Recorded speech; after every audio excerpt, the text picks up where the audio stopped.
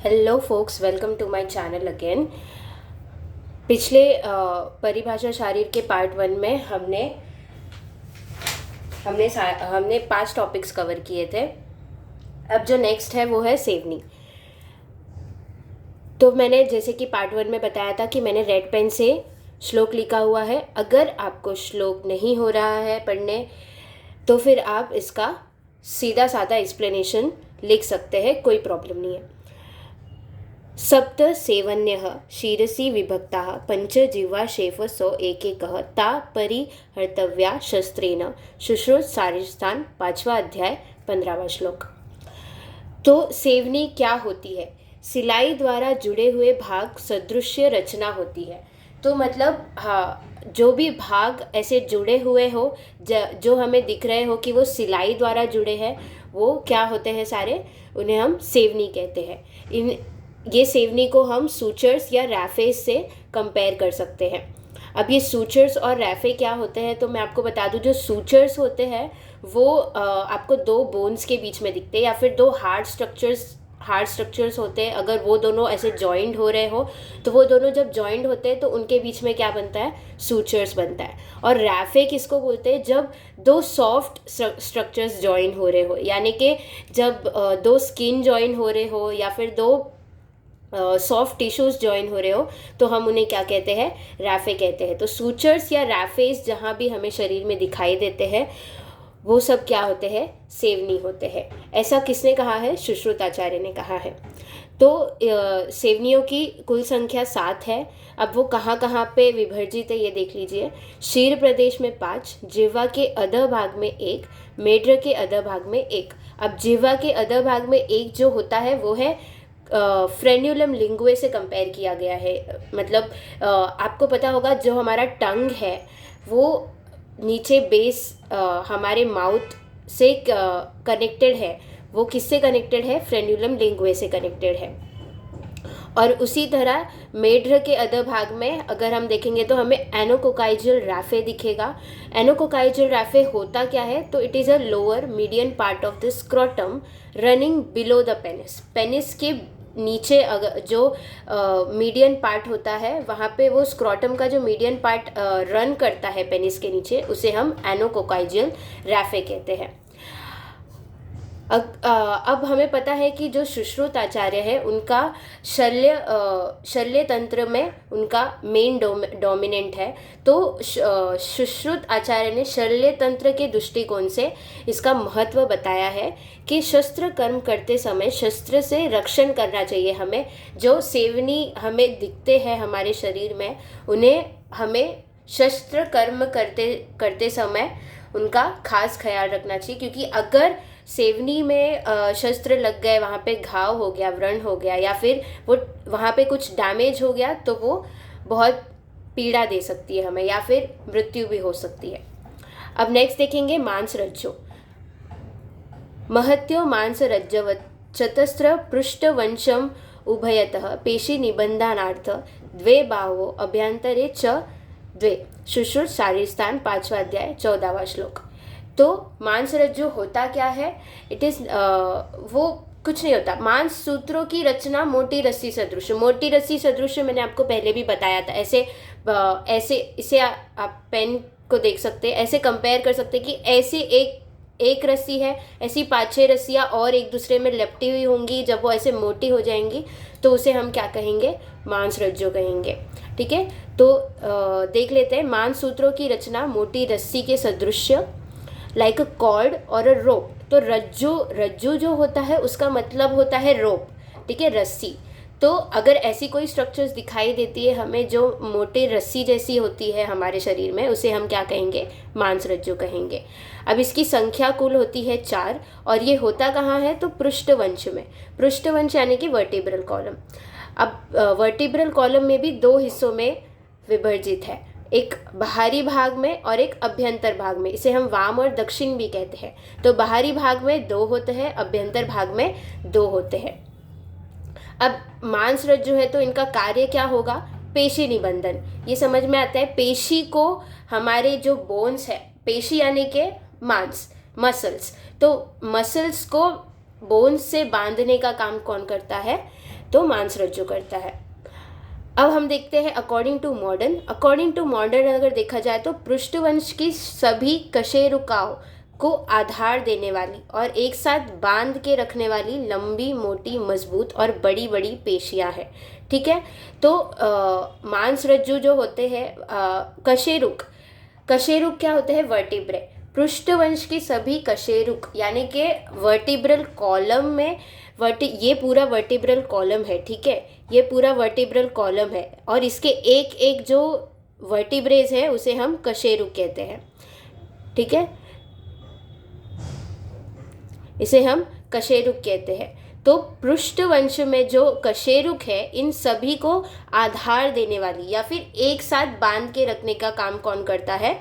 ये मांसरज्जु करते हैं। अब अगर देखा जाए तो अकॉर्डिंग टू मॉडर्न अगर आप रिलेट करें इसे, तो फिर ये दो भाग में डिवाइडेड होते हैं। अगर आप बीडीसी में पढ़ेंगे तो आपको समझेगा, this is divided into 2 parts, post vertebral और प्री वर्टिब्रल। ठीक है, तो जो प्री वर्टिब्रल मसल्स होते हैं वो मेनली कहाँ होते हैं? लंबार और सर्वाइकल रीजन्स में होते हैं। और जो पोस्ट वर्टिब्रल होते हैं उसमें सारे हमारे लॉन्जिसिमस, स्पाइनालिस, इलियोकोस्टालिस या सोआस मेजर, सोआस माइनर, ऐसी सारी जो मसल्स आती है वो सारे पोस्ट वर्टिब्रल में आते हैं। तो वो ये सारे मसल्स जो है, पृष्ठवंश की मसल्स जो है, इन्हें हम किससे कंपेयर कर सकते हैं? मांसरज्जु से कंपेयर कर सकते हैं। अब हम नेक्स्ट देखते हैं, बहुत ही ज़्यादा इम्पॉर्टेंट, स्नायु। ठीक है, इसमें मैंने 3 स्टार्स इसीलिए मार्क की है क्योंकि ये बहुत ज़्यादा इम्पॉर्टेंट है, एग्ज़ाम से रिलेटेड। एग्ज़ाम में हमेशा पूछा जाता है स्नायु। तो यहाँ पे मैंने इसका ये जो नोट्स बनाया है, इसे आप पूरी तरीके से कॉपी करके लिख सकते हैं, ये पूरा कंप्लीट है। तो स्टार्ट करते हैं व्युत्पत्ति से। तो व्युत्पत्ति किससे है? स्ना धातु में उन प्रत्यय लग के स्नायु बना है। इसे स्नायु को हम लिगामेंट से भी कोरिलेट कर सकते हैं। अब इसके दोष के संबंध को देखा जाए तो आपको पता होगा हमारे शरीर में 3 दोष होते हैं, वात, पित्त और कफ। तो जो स्नायु है वो मेनली क्या है? कफ दोष प्रधान है। तो अब कफ दोष प्रधान क्यों है? क्योंकि ये बना है मेद धातु से। ठीक है, हमारे शरीर में जो धातुएं होती है उनमें एक होता है मेद धातु यानी कि फैट। तो वो फैट से बना है और फैट क्या होता है? कफ दोष प्रदान होता है। तो इसीलिए ये स्नायु भी क्या हो गया? कफ दोष प्रदान हो गया। अब इसकी उत्पत्ति देखते हैं, ये कैसे ओरिजिन हुआ हमारे बॉडी में। तो इसका ये श्लोक है विच इज़ वेरी इंपॉर्टेंट। ये सीरा और स्नायु दोनों के लिए है, श्लोक कॉमन है। मेदसः स्नेहम आदया सीरा स्नायुत्वम आपनुयात सीरानाम तु मृदु पाकः स्नायुनाम च तत खर। सुश्रुत शारीरस्थान 4 अध्याय 29वां श्लोक। तो इस श्लोक का मतलब क्या है? सीरा जो हम जब गर्भ में होते हैं तो उसमें हमारे शरीर पे सारे महाभूत काम करते हैं। तो वैसे ही एक तेज महाभूत है। वो तेज महाभूत क्या करता है? हमारे जितने भी धातु है हमारे शरीर में उन सबका पाक करता है, उन सबको पकाता है वो। तो वो जब पकाता है तो उसमें 2 पाक बनते हैं, एक मृदु पाक बनता है, एक खर पाक बनता है। तो मृदु पाक जो होता है वो मृदु होता है यानी सॉफ्ट होता है, और जो खर पाक बनता है वो थोड़ा सा रफ एंड टफ होता है। ठीक है, तो जो मृदु पाक है वो किस में कन्वर्ट होते हैं? आगे जाके सीरा में कन्वर्ट होते हैं। और जो खर पाक है वो किस में कन्वर्ट होते हैं? स्नायु में कन्वर्ट होते हैं। और जो सीरा है, अभी स्नायु यहाँ पर तो बन गया, जो सीरा है वो फिर से मेद धातु से स्नेह को प्राप्त करके यानी कि मेद धातु के सारे स्नेह को खींचकर वो खुद किस में कन्वर्ट हो जाता है? स्नायु में कन्वर्ट हो जाता है। तो आपने स्नायु की उत्पत्ति समझ ली है।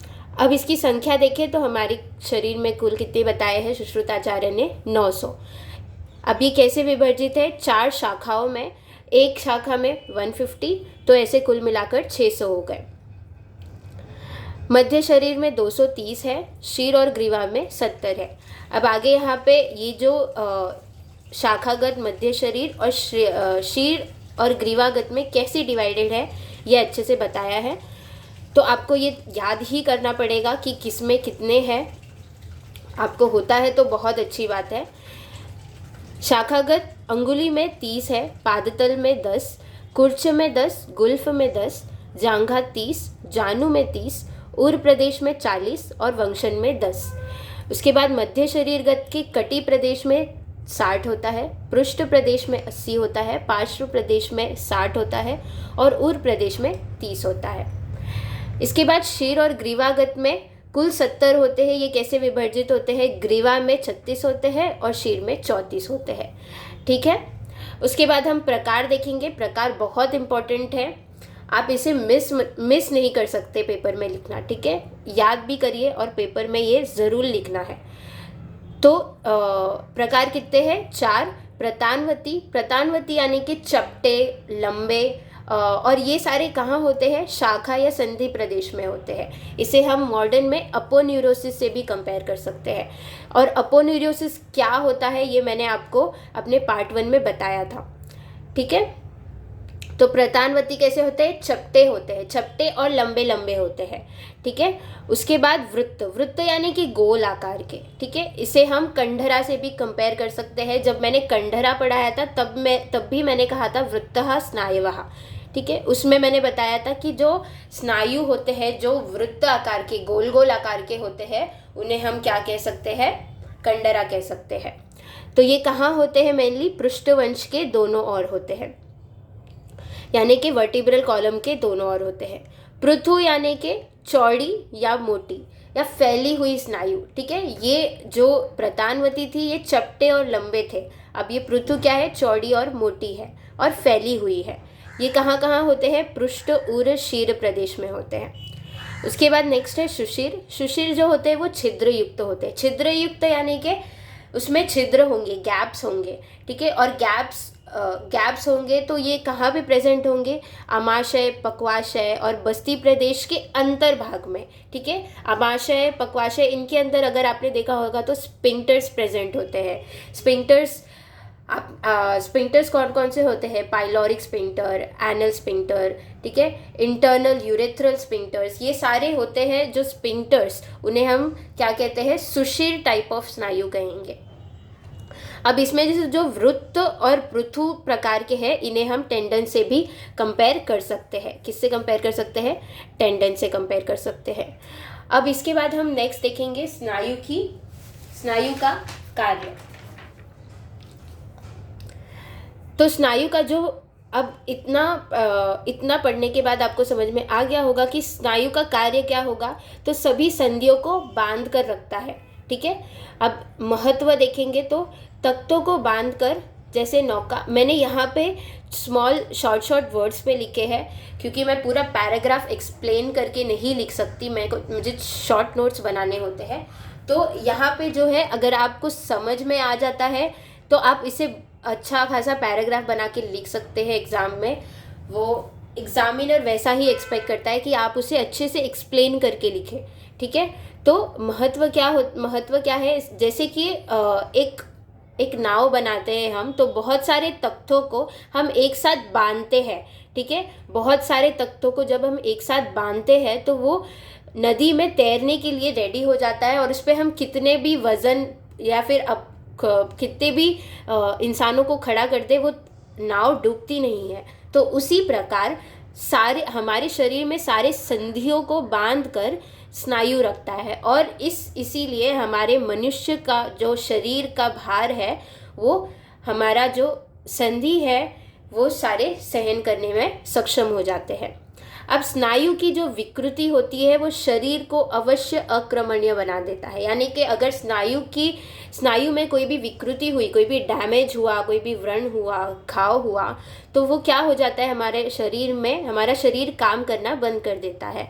और ये अस्थि, मांसपेशी, सिरा, संधि, इनकी विकृति से ज़्यादा प्रभाव देता है स्नायु की विकृति मोर, हाँ, मतलब it is more dangerous, you can say like that. अब देखते हैं अंतस्थ और बाह्यस्थ स्नायु का ज्ञान अगर हमें अंतस्थ और बाह्यस्थ स्नायु का ज्ञान हो, यानी कि अंदर के और बाहर के सारे स्नायुओं के ज्ञान हो, तो इससे हमें क्या मदद मिलेगी? जो गहराइयों में शल्य हमारे बॉडी के अंदर होंगे, जो हमारे बॉडी के अंदर डीप इनसाइड जो फॉरेन ऑब्जेक्ट होंगे उसे निकालने में हम सक्षम होंगे, यानी कि हम अच्छे वैद्य बनेंगे।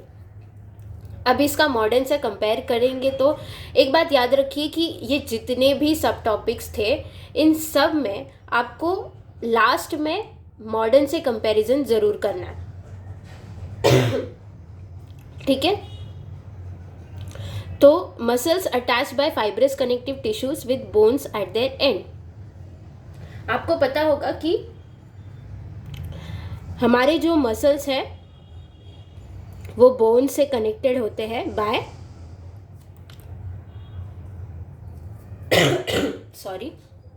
Fibrous connective tissue.